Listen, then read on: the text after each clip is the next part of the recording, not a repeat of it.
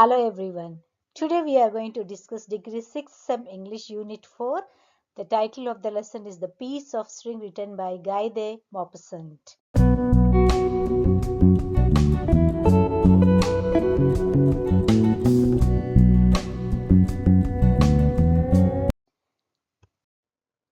And this is an educational video. So this is the story, the title The Piece of String written by Guy de Maupassant. Is a French author, and learn to pronounce the name correctly. Guy de Maupassant. T is silent. So as I told you, he's a French author and is considered one of the greatest short story writers, and mainly he talks about the human conditions, morality and the consequences of greed and ambition. And coming to the story, this story is set in a French village, a small village, and the main character is Maître Hochencon. This is also French name, students, Maître Hochencon, an elderly farmer. And while walking to the market, he picks up a stray piece of string. String is a rope, and this leads to his being accused of stealing a wallet. Actually, he picked up a small piece of string, but he was accused for stealing a wallet. But despite his protest, he says, "No, I did not pick up the string. Sorry, I did not pick up the wallet. I only picked up this string," because he believes that nothing should go waste. That's why he picks it up. But finally, what happens? Nobody believes him. He could not prove it. Even if it is proved also, he was falsely accused, and that leads to his agonizing death. Finally, he dies. The story begins with the beautiful description of the Gaudeville, that is a French village with its marketplace. You can see the multitude of people and the beasts over there. The author gives a clear description of the peasants, that is the farmers also, and he says that they were deformed, the bodies were deformed from pushing the plough, which makes their left shoulder higher. Because of the continuous ploughing, their left shoulder became deformed, it seems, and it is a medical condition, students. It is called as scoliosis. This condition is called scoliosis. I think you all remember a very familiar disposition of a hero in the recent movies. Okay, that is actually a medical condition, scoliosis. Because of the scoliosis, there is a deformation in the spine, and then the left shoulder and the right shoulder, there is an imbalance. I was just got fascinated with this description some hundreds of years ago. Now, this description, I mean, this medical deformation became very popular in a movie, but it was already talked about in 500 years ago. I just wanted to share with you all. Now I would like to draw your attention towards the beautiful description. So whenever the scholars do the description, there is an appealing of the five senses. Look at this marketplace at Gaudeville description, students. The first one is the visual appearance. He says Gaudeville was a great crowd, a mingled multitude of men and beasts. That means you see a group of men and the beasts together in the market. Then comes the horns of the cattle, the high, long napped hats of wealthy peasants. That means the wealthy peasants used to wear these long napped hats. And then the headdresses of the women is that is a description where the visuals are appealing. Okay. Then comes the sound appealing, the sharp, shrill, barking voices. When the voices are very sharp, look at the careful choosing of the vocabulary by the scholars. So he says barking voices made a continuous sound. Then he talks about the huge burst of laughter from the sturdy lungs. That means to produce this kind of laughter, the lungs must be strong or the sturdy, this is. And then a prolonged bellow from a cow. Just imagine that bellow or the mooing of the cows, students, in the village. So you get a clear, vivid description of the village, the prolonged bellow of the cow. And then the smell. It smelled the stable. Stable is where the horses are kept, and the milk smell. Then the hay. Hay is the dry grass. I don't know how many of you have been to the villages.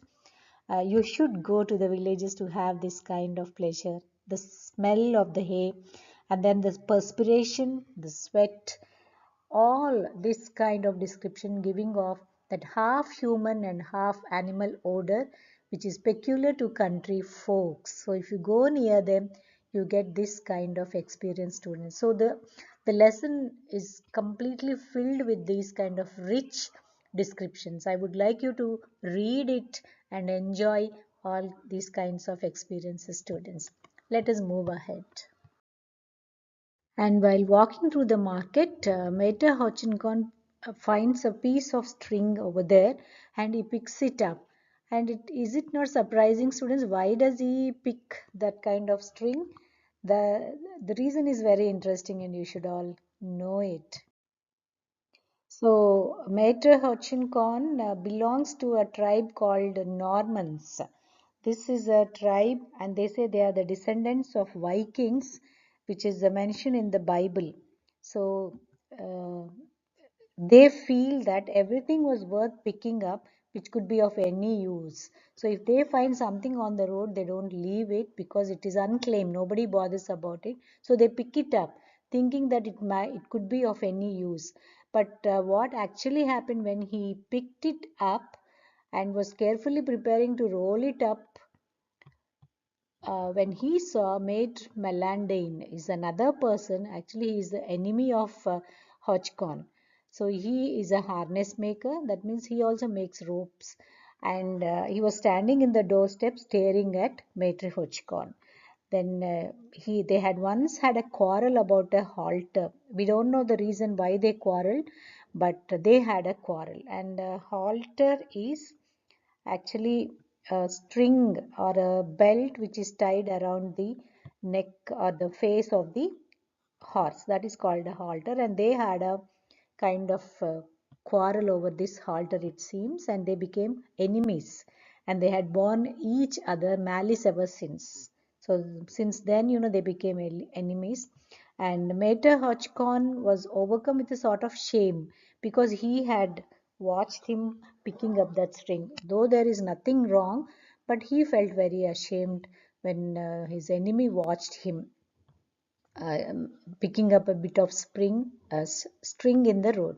He quickly hid it beneath his blouse and then slipped it into his breeches pocket, then pretended to be still looking for something on the ground which he did not discover, and finally went off towards the marketplace. This is the actual story happened, and look at the consequences now.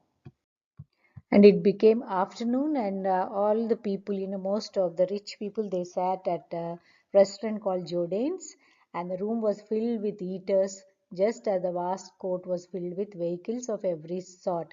This is also a very interesting kind of description, students. They describe the vehicles, sort of wagons. You all know wagons, gigs, charabancs, and tilburys. These are the different types of vehicles. These are the wagons, and then these are the gigs and charabancs, and then tilburys. This is the tilbury. Okay, so look at the description here. Uh, or it may be with their nose on the ground and their rear in the air. This is the vehicle, and the long sticks, they are described as nose in the ground and the rear part. When it is not carried by the horses, this is how they look.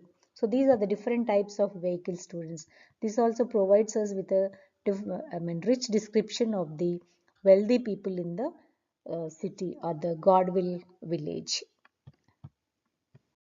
So now in that restaurant there will be a kind of announcement, a public crier. He announces, like telling that, be it known to the inhabitants of Godaville and in general to all persons present at the market, that there has been lost this morning on the Boozeville Road between 9 and 10 o'clock a black leather pocket containing 500 francs and business papers. You are requested to return it to the mayor's office at once, or to Mater Fortune Holbreak. He is the person actually who lost this pocket of Manaville. He belonged to the place called Manaville, and there will be 20 francs reward. A kind of reward also was announced, students. Then, finally the police or the corporal of gendarmes came, and he asked, Is Maitre Hodgkin of Brute here? Brute is the place to which actually he belongs. So he asked for this. This is a surprising thing for Maitre Hodgkin. Then he was called to the mayor, and mayor says that somebody complained that Maitre Hodgkin picked up the pocket. And then he says, I swear I don't even know anything about it. You swear you were seen, the mayor says. It was seen. I? Who saw me? He asks. So he's questioned here, and he tries his best to prove that no, I did not pick up the pocket. He says, it is God's truth, Monsieur le Maire. This is a French term honoring the mayor. There, on my soul's salvation, I repeat it. And he says, no, I did not take it. So finally, his protestations were in vain, but he was not believed at all. At last the mayor, much perplexed, sent him away, warning him that he would inform the public prosecutor and ask for orders. So all the other people, and he began to tell the story of the string to all, and they did not believe him. They laughed at him. So here we find Mayor Hutchinson explaining to the mayor and all the people looking at him suspicious. This is very painful to Mayor Hutchinson because he did not pick it up. He just picked up a piece of string. That's what he did, and he tries his level best to prove that he did not pick up the pocket or anything. He brings it back and he says, this is what I found, and I didn't know how to read. I don't know whose pocket it is, so I came back to return it to this. So finally Meta Hochincon, actually he feels very relieved and relaxed, but the things are different. Though that person returns the pocket to the mayor, but all the people, they think it's all a cooked up story, which is very, very painful to Meta Hodgkin. So when Meta Hodgkin came to know that the pocket was found and returned, he felt very triumphant. Here, he felt very triumphant, but nobody believed it. All day he talked of his adventure. He told it on the roads to the people who passed, at the cabaret to the people who drank, and everywhere. He went to all the places, different places in the village, and he started narrating his story. But his enemy, Melandin, you remember, standing on his doorstep, began to laugh as he saw him pass. Why? He said, you're telling lies. Maitre Hodgkin remained speechless and grew more and more uneasy. Why had they called him Great Rogue? See here, oh you great rogue. They then he turned his heel upon him and he felt very bad. When seated at table in Jordan's, the same restaurant, he began again to explain the whole affair, but they started, get out, you old scam. I know all about your old string. Hodgkin stammered. He said, but the pocket was found, so why do you blame me? He said, but nobody trusts him. He said, it's all cooked up story. But they continued, hold your tongue, Daddy. There's one who finds it and there's another who returns it, and no one the wiser. They said, you found it and somebody came and returned it. Oh, what a story. So they started teasing him and mocking him. So he tried to protest. The whole table began to laugh. Nobody believed him. And then he began anew to tell his tale, lengthening his recital every day, each day adding new proofs, more energetic declarations, and more sacred oaths. He has started taking oaths, promises, and all, but they did not believe him.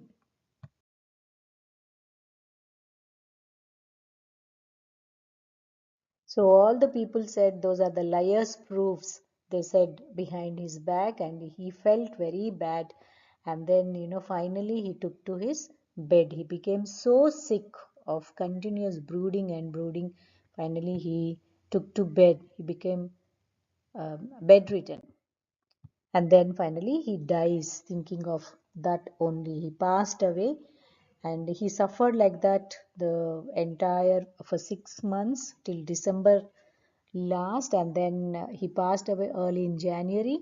And his ravings of the death agony, they were so much of there was so much of agony even in the last time, last time of his death. And he was only telling one thing, that a little bit of string, a little bit of string. See, here it is, Monsieur le Mayor, as if he was explaining everything to the mayor. This last paragraph tells you the agony he underwent, students. The person, the farmer, Mater Hodgkin, underwent this type of agony, and he goes on telling the story. And finally, he thanks for watching, and I hope you understood the lesson. And next video will be on the comprehension questions from this lesson. And if you have really enjoyed this lesson, please do not hesitate to like, share and subscribe. And please do share it. Your friends may be needing to listen to this lesson. Thank you. Bye bye for now. Let's meet up in the next video.